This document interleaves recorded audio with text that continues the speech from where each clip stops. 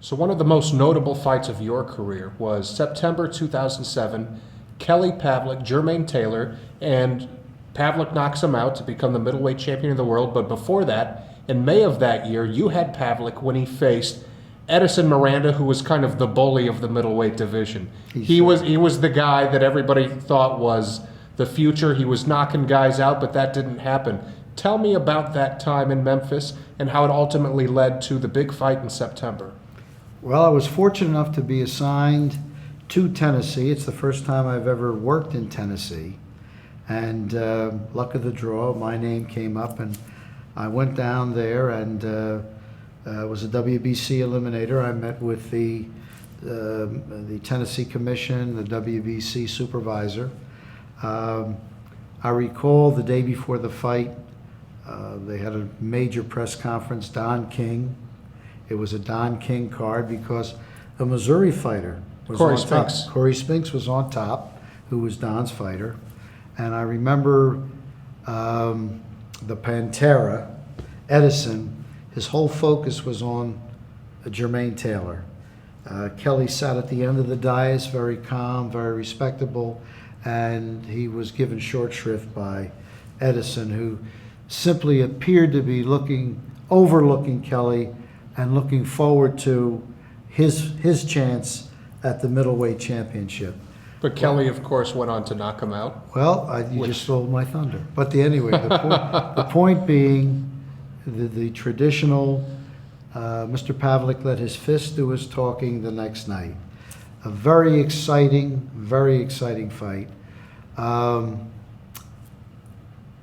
Rounds 1, 2, 3, both trying to set each other up. Nothing of note, except I'm in with two first-class middleweights.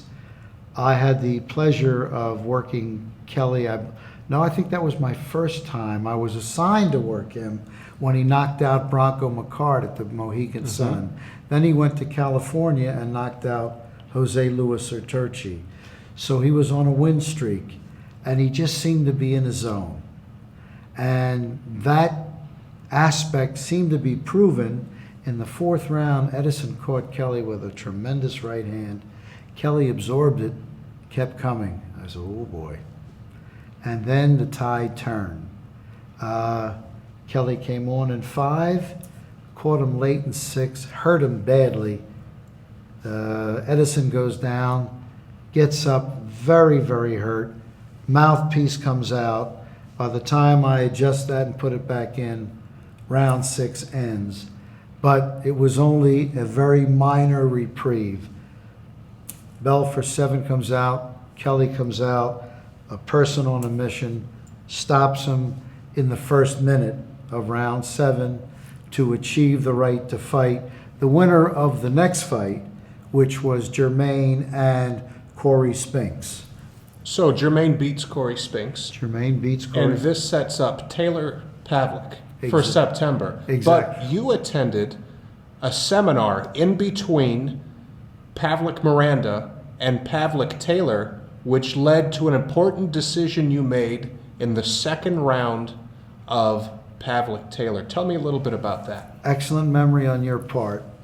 In between May and September, I believe it was in late June, early July, I attended a seminar at the Mohegan Sun led by Dr. Anthony Alessi, a leading neurologist in sports and in private practice. And one of his major points was an equilibrium shot has a very devastating immediate effect, but there is also a very relatively quick recovery. Example, Zab Judah Costa Zoo. So he said, if you see a shot to the temple or in this area and a fighter goes down, try to exercise a little bit of restraint, implement the count, because there is a pretty relatively quick recovery on a shot of that nature. And boy, did that educational seminar benefit me, because in round 2, Jermaine, I'm squared up, and Jermaine throws a right hand, catches Kelly behind the left ear, and Kelly starts to wiggle and goes down draping on Jermaine. He gets up, he's responsive, he's focused, but he's very unsteady. So I say to myself, self, anything of magnitude, this fight's over. Well, Kelly recovers slowly, holds, technical hold, clinch, not a hold. I break them, and I see him slowly regaining, and this happened early round 2. By the end of round 2, he's actually working his way back. So internally I said, thank God I made the right decision. And it proved the theory correct that if a person gets hit on the temple or behind the ear, like you said, they wobble a little bit, but they can recover fairly quickly, opposed to if you get hit in the jaw, it's lights out. Correct. 3, he continues his recovery. Very, very competitive. Game of inches in round 4. You know, there's significant points in a fight. I'm very, very close. Jermaine throws a left hook, the force of which moved the air, and it missed Kelly Kelly just flicked his, who knows, woulda, shoulda, coulda. But that stands out. That one punch could have changed everything. Well, it changed the other way. Round 7, Kelly continues to walk him down, has him in his own corner, delivers a 1-2 combination, left jab, right hand.